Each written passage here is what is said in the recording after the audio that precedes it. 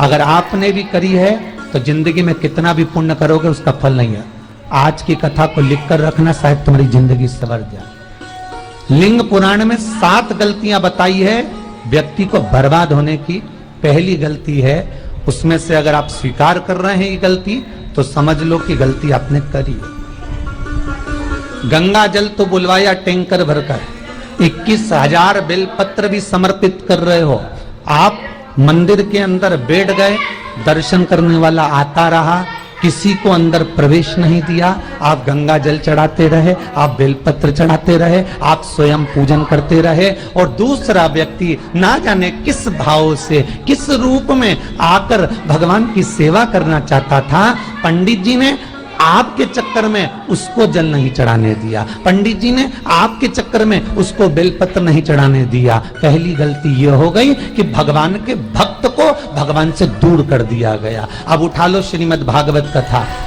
2 देवताओं ने गलती करी थी। एक ब्रह्मा जी ने गलती करी थी कि गाय बछड़ों का हरण कर लिया था। 1 वर्ष होने में 1 दिन था तब ब्रह्मा जी ने गाय बछड़े वापस दिए थे। दूसरी गलती इंद्र ने करी थी, जल वृष्टि करी तब भगवान कृष्ण को गोवर्धन पर्वत उठाना पड़ा। दोनों देवताओं ने गलती करी, पर भगवान कृष्ण ने इंद्र को क्षमा कर दिया पर ब्रह्मा को क्षमा नहीं करा। क्यों नहीं करा? क्योंकि इंद्र को क्षमा इसलिए करा क्योंकि इंद्र ने जब जलवृष्टि करी तो सारे ब्रजवासियों को भगवान के चरणों में लाकर छोड़ दिया। सारे ब्रजवासी गोवर्धन पर्वत के नीचे आकर बैठ गए, भगवान के चरणों में आ गए। और ब्रह्मा ने जो गलती करी वो ऐसी गलती करी कि भगवान से गाय और बछड़ों को दूर कर दिया। जो भगवान से भगत को दूर कर दे उसको शंकर कभी क्षमा नहीं कर सकता। इसलिए बर्बादी का पहला कारण आप भक्त, इसलिए बर्बादी का पहला कारण आप भक्त और भगवान में दूरी बना दी। दूसरा कारण, भगवान की जब पूजन कर रहे हो, 21,000 बेलपत्र चढ़ा रहे हो, गंगा का जल चढ़ा रहे हो, चंदन चढ़ा रहे हो, अबीर चढ़ा रहे हो, गुलाल चढ़ा रहे हो, तो तुम्हारे भीतर ये अहंकार, जब तुम पूजन करके उठो तो उठते समय तुम्हारे भीतर अभिमान नहीं होना चाहिए कि मैंने जो अनुष्ठान करा उसके बराबर कोई नहीं कर सकता। तीसरा कारण कहा कि भगवान की सेवा तो आप कर रहे हो, भगवान की चाकरी में तो आप लगे हो, भगवान की आराधना भी कर रहे हो, दिया भी लगा रहे हो, धूप बत्ती भी लगा रहे हो, स्नान भी करा रहे हो, पंचामृत स्नान भी करा रहे हो, सारी पूजन अर्चना सब तुम कर रहे हो। पर हो सकता है इस पूजन अर्चना में आप केवल 3 घंटा पूजन करते हो और बाकी के समय किसी न किसी की जीवात्मा को दुख पहुंचा रहे हो। एक कथा में एक बात कही थी कि भले मंदिर में दिया मत लगाओ, भले मंदिर में जाकर धूप बत्ती मत जलाओ, भले मंदिर में जाकर भोग मत लगाओ, भले मंदिर में जाकर जल मत चढ़ाओ, कुछ मत करो, भले भगवान को नए कपड़े मत पहनाओ, भले तुम्हारी मर्जी पड़े भगवान को भोग मत लगाओ, पर शास्त्र कहता है कुछ मत करो, पर एक काम जरूर करना कि किसी के चेहरे पर प्रसन्नता ला देना तो मंदिर में दिया जलाने के बराबर होगा। किसी के चेहरे पर चमक ला देना, प्रसन्नता ला देना तो अगरबत्ती लगाने के बराबर होगा। किसी गरीबड़े के, किसी दुखी के चेहरे पर अगर तुमने प्रसन्नता ला दी तो वो भगवान को कपड़े पहनाने के बराबर होगा। मालूम पड़े तुम मंदिर में पूरी सब्जी बांटो, मंदिर में भोजन कराओ, मंदिर में सारा पकवान चढ़ाओ, और कोई तुम्हारे कारण अगर दुखी है तो तुम्हें वो सुख का भान नहीं हो सकता। तीसरा कारण है वो सुख नहीं पी सकता। चौथा कारण है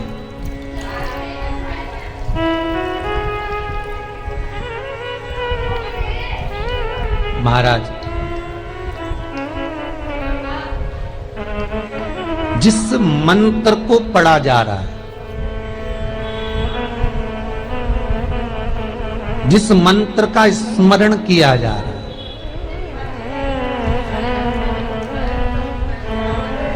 जिस भगवान की माला को हम जप रहे हैं, हम पाठ कर रहे हैं, उसमें त्रुटि उठा लीजिए। दुर्गा सप्तशती, दुर्गा सप्तशती का हिंदी अनुवाद में एक थोड़ा सा दृष्टांत दिया है, आपको मालूम होगा।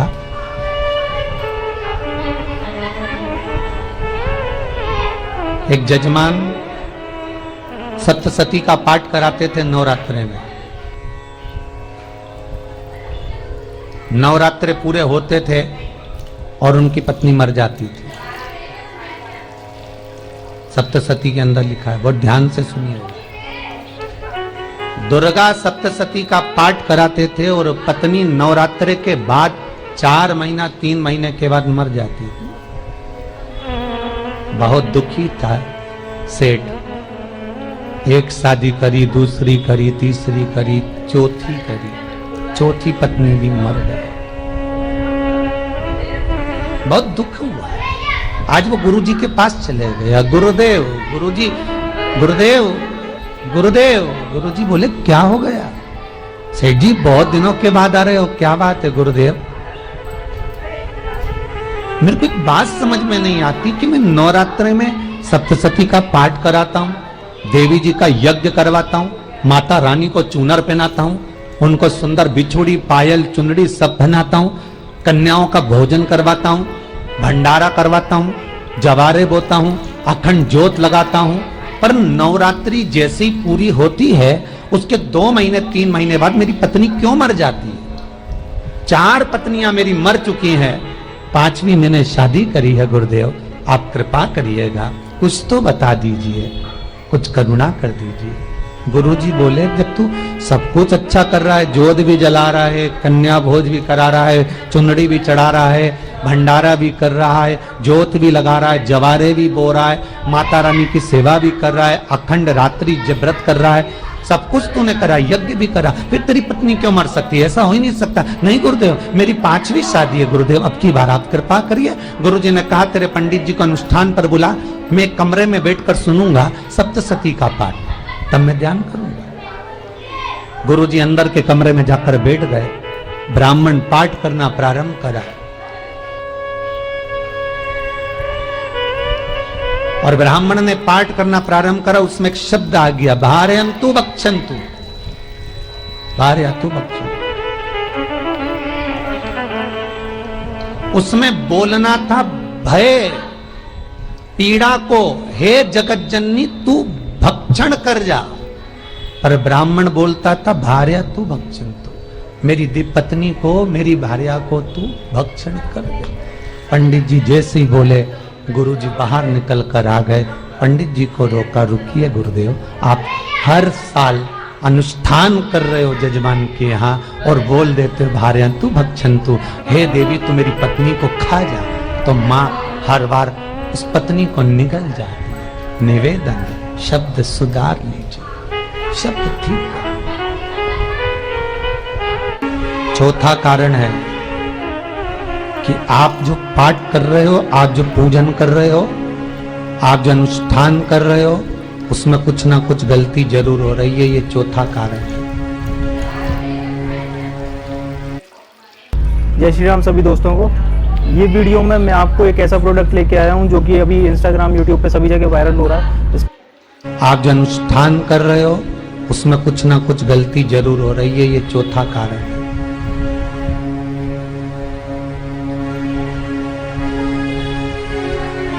एक बार पूरे घर के लोगों को बिठाओ, अपने घर के लोगों को, मम्मी से पूछना, मम्मी तुम कौन कौन सा पाठ करती हो? एक बार मम्मी से पूछना। फिर एक बार पापा से पूछना, पापा आप कौन कौन सा पाठ करते हो सुबह? फिर बहू से पूछना, भाभी आप कौन कौन सा पाठ करती हो?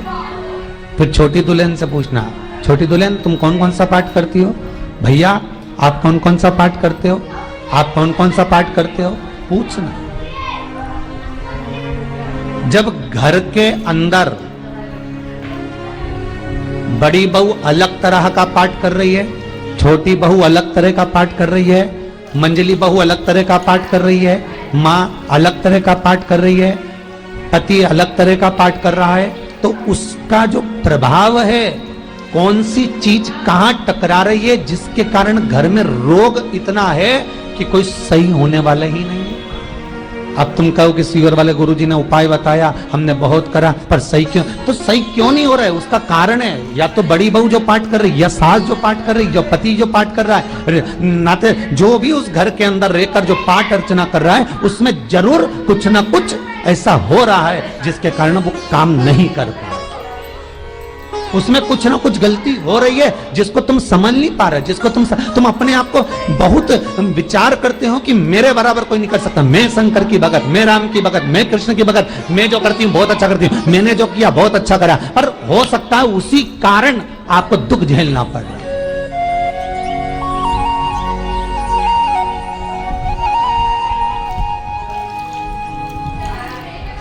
उसी के कारण।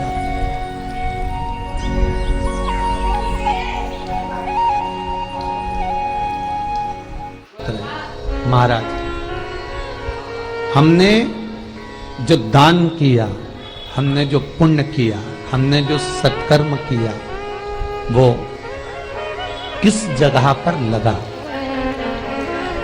पांचवा सूत्र,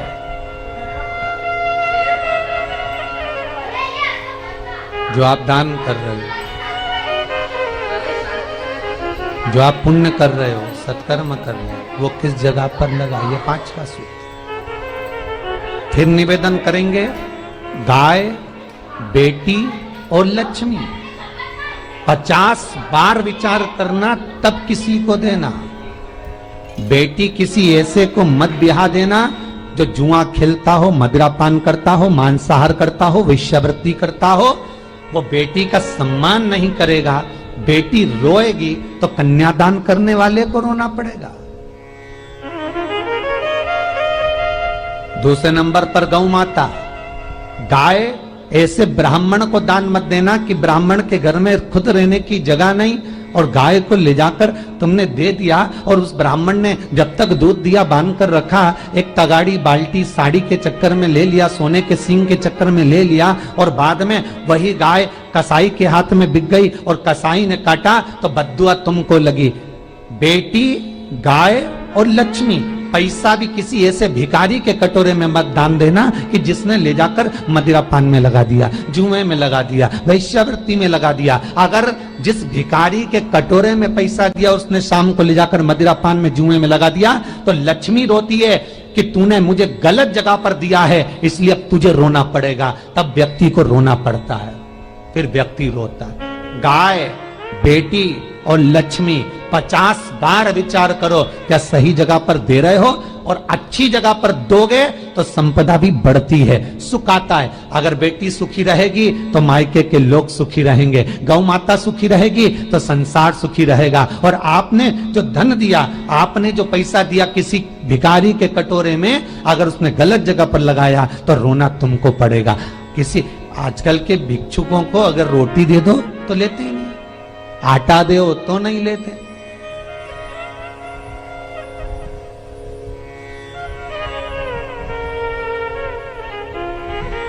पहले के समय में जो भिक्षुक आते थे ना, तो रोटी बनी हुई मांगते थे। बूढ़ी बूढ़ी माताएं जानती होंगी, चिमटा बजाकर, घुंघरू बजाकर कहते थे भोजन, तो 2 रोटी निकाल कर दे दी जाती थी घर से। लो बाबा, तो माता इतना प्रेम रखती थी, केवल रोटी नहीं देती थी, बाबा बैठो हम सब सब्जी ला कर देते। इतना प्रेम था बुजुर्ग माताओं का, बैठो। और आज के जमाने में अगर रोटी दे दो तो फेंक दे नली में ले जाके, पैसा चाहिए। क्यों? शाम को पीने के लिए चाहिए ना, मदिरा पान के लिए, मांसाहार के लिए, जुए के लिए, वैश्यावृत्ति के लिए धन चाहिए।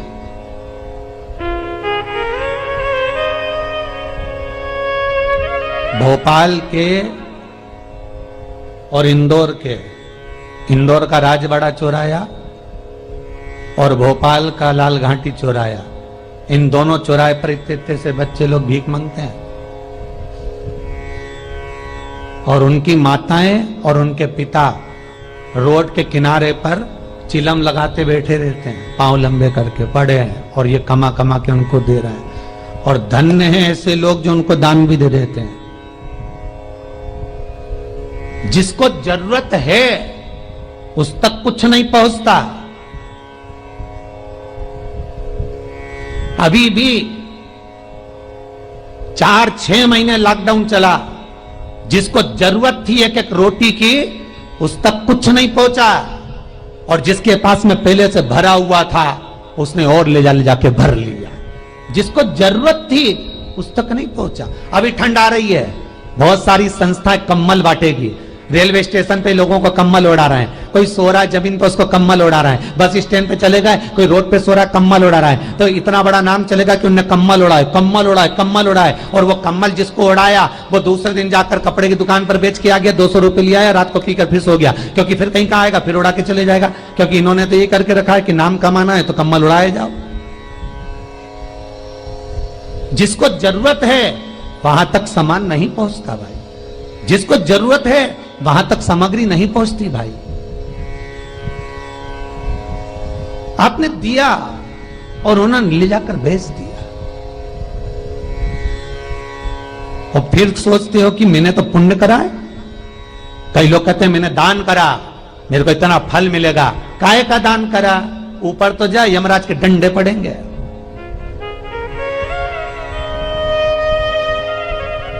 रेल में, ट्रेन में आप बैठ जाओ, रिजर्वेशन कोच में, छोटे छोटे लड़के आते हैं, अपना कपड़ा उतारते हैं। सही बोलना रे भाई, जितने लोग टीवी पर कथा सुन रहे हो, छोटे छोटे बच्चे अपना कपड़ा उतारेंगे और पोछा लगाएंगे रेल की बोगी में। जब गवर्नमेंट ने स्वीपर रख रखे हैं तो तुम्हें अंदर आने का किसने कहा? कौन ने कहा कि तुम अपना कपड़ा उतार के पोछा लगाओ? और वो अपने शरीर का कपड़ा उतार कर पोछा लगाता है, आपके आगे हाथ फैलाता है, आप 1-1, 2-2 रुपए दे देते हो। वो अगले स्टेशन पर उतरता है, कोई सूंघने की सामग्री लेता है, सूंघ सूंघ के वो बर्बाद हो जाता है और कहीं कूद कर मर जाता है। उसके मरने में 1 रुपया तुम्हारा भी लगा है, इसलिए नरक तुमको भी भोगना पड़ेगा, क्योंकि उसके मरने में तुमने हेल्प करी है।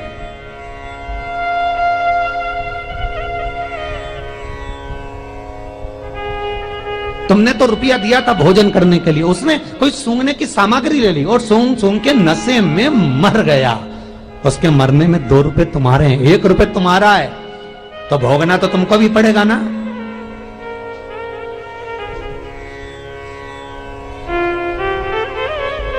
कहीं अच्छी जगह लगाओ, सत्कर्म की ओर लगाओ, तो सुख का आनंद कुछ और ही होगा,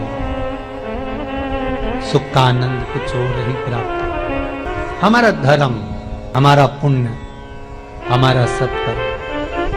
5वां कारण अपनी पुस्तिका में लिखकर रखना, तुम्हारे दुख का 5वां कारण क्या है?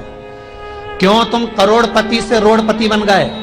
तुम्हारे यहां पर 4-4, 5-5 गाड़ी थी, खूब वैभव था, खूब धन था, फैक्ट्रियां चल रही थी, सत्ताएं चल रही थी, खूब सत्ताएं थी, खूब वैभव था, खूब धन था, पर कुछ भी नहीं, सब धरा की धरा रह गए।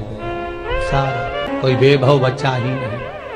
बड़े भावपूर्ण भगत वो कहे, गुरुजी हम बड़े दुखी हैं, बड़े कष्ट में। हमने कहा कष्ट का कारण कुछ ना कुछ जरूर होगा, दुख का कारण जरूर कुछ ना कुछ होता है। कहने लगे गुरुजी हमारी तो जीनिंग चलती थी, खूब फैक्ट्रियां चलती थी, इतना जीनिंग फैक्ट्रियां थी, इतना चलता था,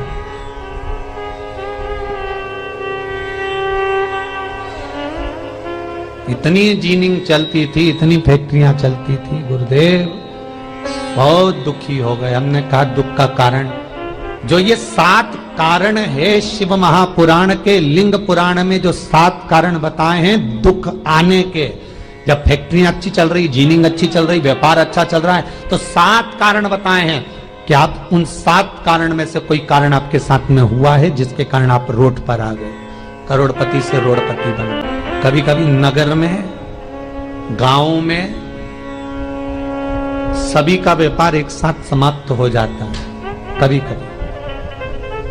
कभी गांव में, नगर में सबका व्यापार एक साथ समाप्त हो जाता है, सबका व्यापार एक साथ ही खल्लास हो जाता है, समाप्त, सभी कर्जे में हो जाते हैं। तो समझ लेना कि उस गांव के खेड़े का देव महादेव, उस गांव का खेड़ापति भगवान शंकर, उस गांव का शिव जरूर रुष्ट हुआ है, जरूर रुष्ट हुआ। उसको मनाने का प्रयास करो, जिससे अपनी नगर, अपना गांव फिर उन्नति की सीढ़ी पर चढ़ जाए।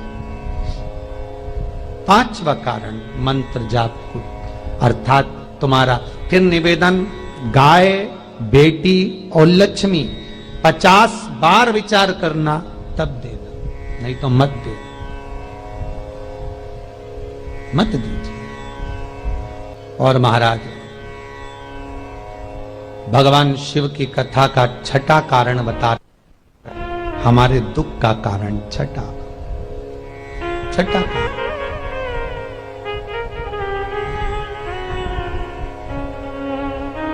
आदर सम्मान में कमी। घर के जो बड़े हैं, घर के जो बुजुर्ग हैं, घर के जो आदरणीय हैं, उनका सम्मान नहीं कर पाए। सुंदर कहा, जिस घर में माँ बाप की इज्जत नहीं होती, उस घर में देखना कभी बरकत नहीं होती। छठा कारण है सम्मान, सत्कार, आदर ना होना। जब धन। सातवां कारण,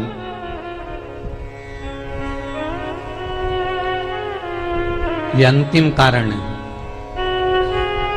जितने लोग कर्जे में, लदालू में, जितने लोग दुखी हैं, जितने लोग तकलीफ में, आज की कथा को बहुत दिल से सुनना, अपनी गलती को जरूर छांटना।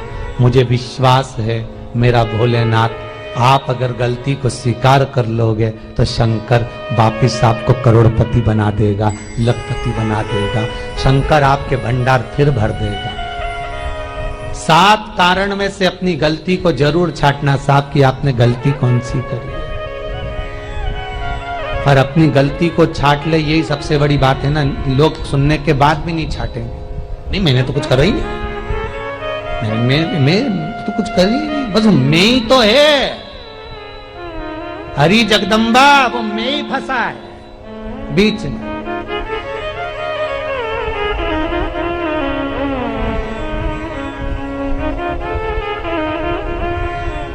सातवां कारण, महाराज, किसी का बेकार धन हमारे घर में आ जाना। एक कथा बहुत सुंदर है। एक गांव में एक व्यक्ति रहता था, खूब अच्छी कमाई करता था। पत्नी ने कहा, तुम्हारे पास कमाई अच्छी हो रही है तो ये पैसा तो कोई चुरा के ले गया तो पति बोला, क्या करना चाहिए? तो एक काम करता हूं, बाजार से कोड़ियां खरीद लेता हूं। कोड़ियां जानते हो? वो ऐसे बच्चे लोग खेलते हैं, कोड़ी खरीद लाता हूं। अब गांव का व्यक्ति रोज कोड़ियां खरीद के लाए। उनके यहाँ बोरे पे बोरे भरा गए, बारदान पर बारदान भरा गए, पूरा कमरा कोड़ियों से भरा गया। एक दिन राजा बीमार पड़ गया। राजा बीमार पड़ा तो राजा को वेदों ने, डॉक्टरों ने कह दिया, इसका एक ही इलाज है, कोड़ियां लाई जाए, कोड़ियों को जलाकर राख बनाई जाए, वो राख राजा के शरीर पर मली जाए। राजा के शरीर पर जब राख को मलेंगे तो राजा ठीक हो जाएगा। राजा ने अपने दूतों से कहा, जाओ नगर में कोड़ियां देखो। राजभवन में देखा तो कोड़ी नहीं थी, बाजार में देखा तो कोड़ी नहीं थी, सारा मार्केट घूम लिया, चारों तरफ के राज्य देख लिया, कोड़ी नहीं मिली। राजा ने दूतों से पूछा, बात क्या है? दूतों ने बाजार वालों से पूछा, भैया कोड़ियां क्यों नहीं है? तो बाजार के व्यापारी बोले, महाराज सुबेरे सुबेरे एक गांव का व्यक्ति आता है, सारी कोड़ियां खरीद कर ले जाता। सारी कोड़ियां? हाँ। उसका पता दो। दुकान वालों ने पता दिया, वो वहां पहुंच गया, उसको डराया। राजा के दूतों ने, तेरे पास कोड़ियां हैं? हाँ, पर मैंने अपने पैसे से खरीदी है, फ्री की नहीं है, खूब खर्चा कर कर मैंने कोड़ियां जोड़ी हैं। राजा बीमार पड़ा है, कोड़ियां ला के दे। उसने मना करा, दूतों ने डराया, ठीक है लो। उन्होंने बारदान खोल लिया, झोला खोल लिया, बैग खोल लिया। राजा के दूतों ने बैग खोला। वो गांव का व्यक्ति एक थाली में कोड़ियां लाता, उस पर हाथ फेरता और झोले में डालता जाता, फिर भर कर लाता, फिर हाथ फेरता, फिर झोले में डालता। राजा के दूतों ने कहा, एक बार में पूरा बारदान उठाकर क्यों नहीं दे देता? ये बार बार हाथ क्यों फेर रहा है? वो गांव का व्यक्ति बोला, महाराज मैं कोड़ियों को थाली में भरकर हाथ इसलिए फेर रहा हूं, इन कोड़ियों में से मैं वो एक कोड़ी ढूंढ रहा हूं कि ऐसी कौन सी कोड़ी मेरी इन कोड़ियों में आकर मिल गई जो मेरी इतनी सारी कोड़ियों को लेकर जा रही है।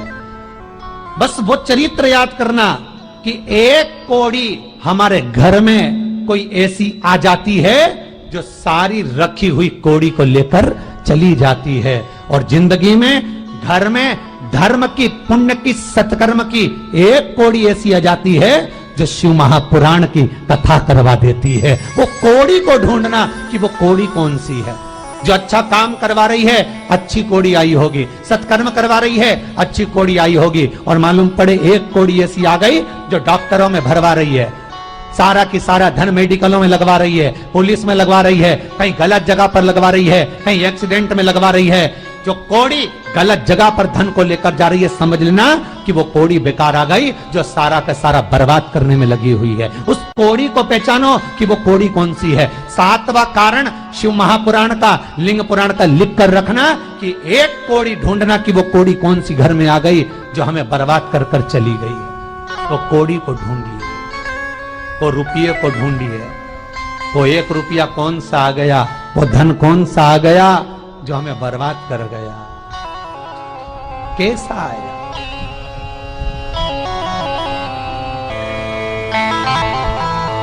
धन कौन सा आ गया ऐसा जो हमें बर्बाद कर दे।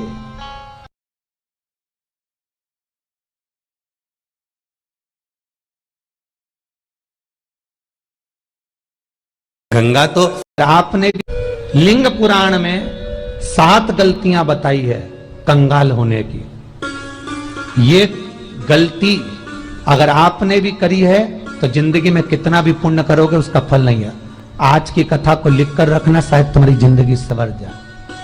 लिंग पुराण में 7 गलतियां बताई है व्यक्ति को बर्बाद होने की। पहली गलती है, उसमें से अगर आप स्वीकार कर रहे हैं ये गलती तो समझ लो कि गलती आपने करी है। गंगा जल तो बुलवाया टैंकर भरकर, 21,000 बेलपत्र भी समर्पित कर रहे हो, आप मंदिर के अंदर बैठ गए, दर्शन करने वाला आता रहा, किसी को अंदर प्रवेश नहीं दिया, आप गंगा जल चढ़ाते रहे, आप बेलपत्र चढ़ाते रहे, आप स्वयं पूजन करते रहे, और दूसरा व्यक्ति ना जाने किस भाव से, किस रूप में आकर भगवान की सेवा करना चाहता था। पंडित जी ने आपके चक्कर में उसको जल नहीं चढ़ाने दिया, पंडित जी ने आपके चक्कर में उसको बेलपत्र नहीं चढ़ाने दिया। पहली गलती यह हो गई कि भगवान के भक्त को भगवान से दूर कर दिया गया। अब उठा लो श्रीमद् भागवत कथा।